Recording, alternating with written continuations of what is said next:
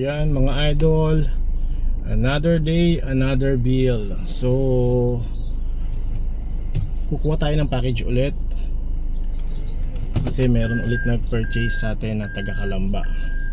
So simple thing lang na naisip ko, no. Bakit ba ako grab ng mga opportunities na dumadating sa atin o yung mga nag-aalok sa atin? So napakasimple. Kasi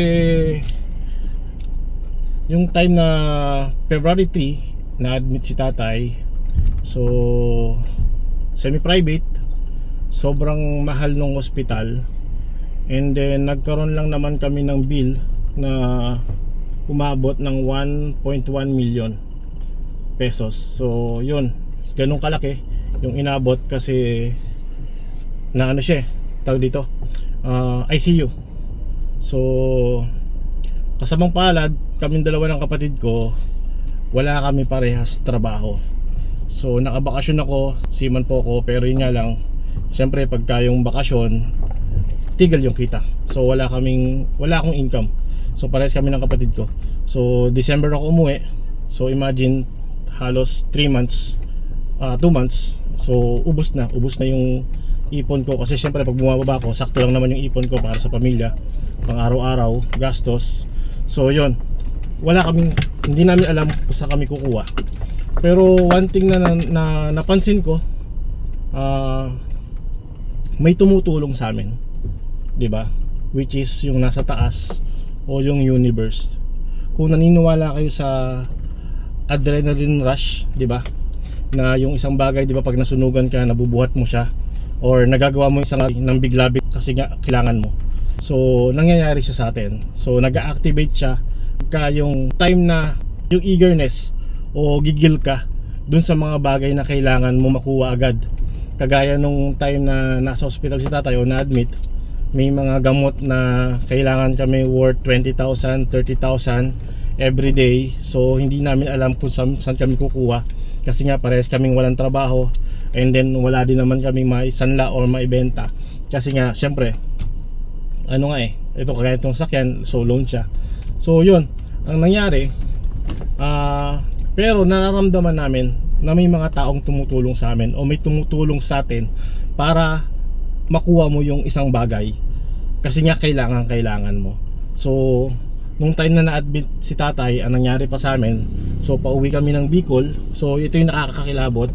Pauwi kami ng Bicol kasi hinatid ko muna yung mag-ina ko, kasi nga syempre para makatulong din ako sa ospital, kasi hindi ko naman pwedeng iwanan din yung mag-ina ko.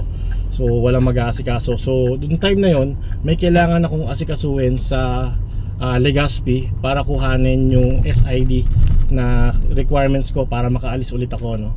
So kailangan ko siyang kunin sa Legazpi pa ako nakakuha, kasi wala nang schedule sa Manila at saka sa Batangas.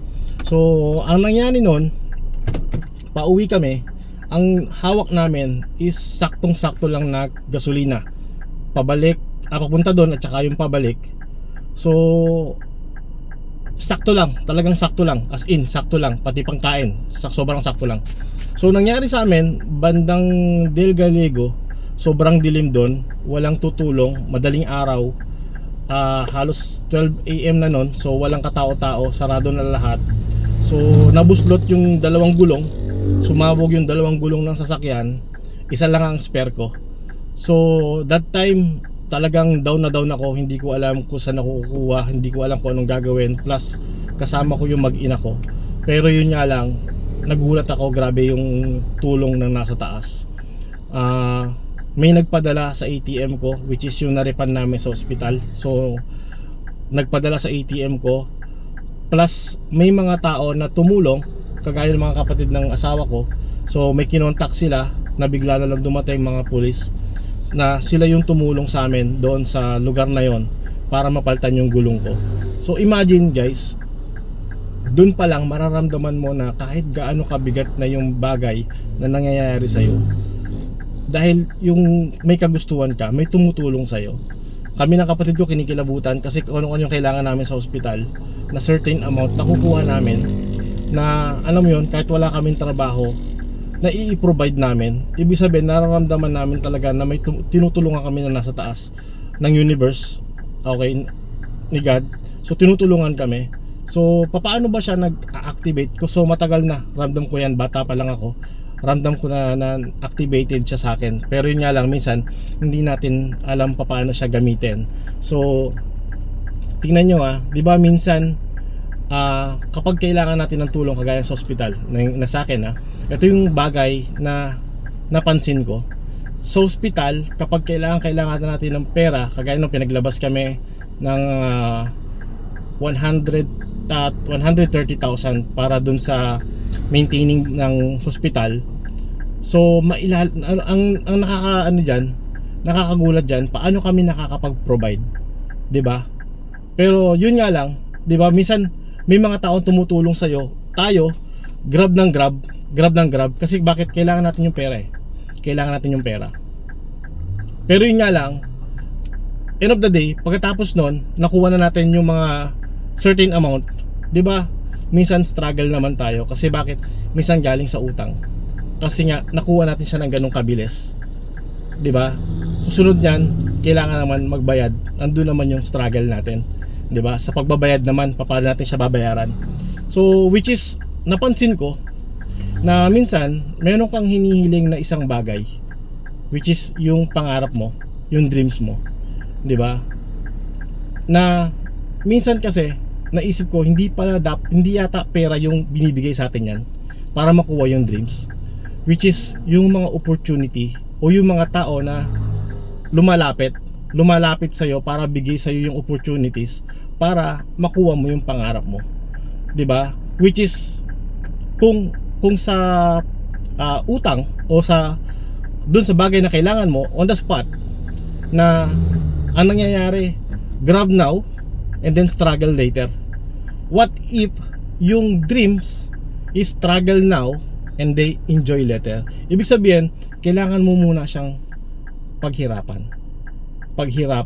Kailangan mo muna mag-struggle doon sa mga opportunities na binibigay sa'yo ng mga tao bago mo makuha yung pangarap mo.